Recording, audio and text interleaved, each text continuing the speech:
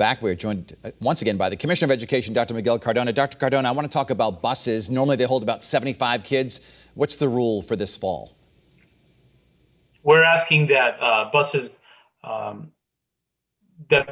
could be filled, not to like 75 is a lot of students. We're going to ask for social distancing, maximizing social distancing, but requiring masks. Right now, the masks are the primary form of prevention on buses, and cleaning regularly, but it might be required that in some cases, based on the high numbers and the long distance traveling, that bus routes are cut in half, or districts spread them out a little bit more. So they'd have to probably get more buses, is what you're saying, double the number of buses perhaps? In cases like that, they'll have to get more buses.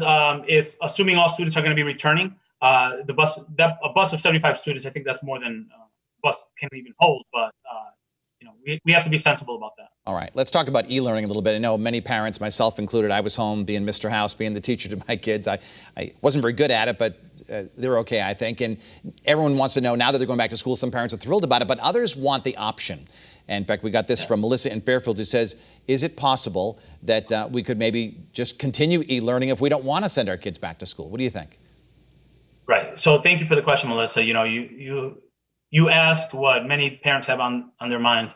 And given the fact that many families have dealt with the effects of COVID in different ways, some worse than others, the parents should have not an opt-out option, but the option to send their children to school. And if they choose to keep their children home because they're not ready, then districts should offer an opportunity for continued distance learning until the families feel ready to send students back.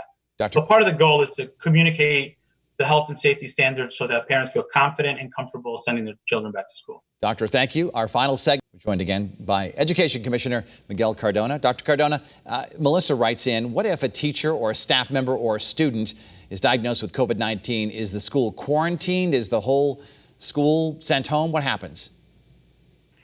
Yes, thank you for that question.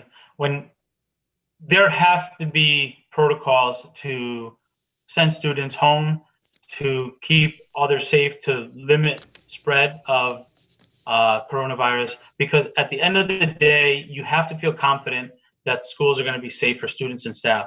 If it's identified that there are cases not only in the school but in the community also, there has to be a system for ramping down, allowing students to go home and learn from home, or some hybrid model that has less students in school.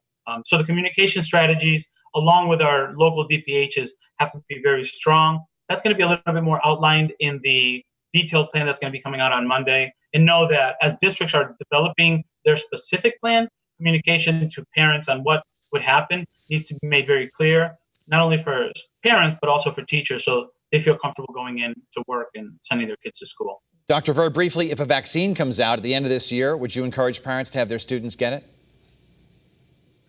That's a decision that I leave to the DPH department.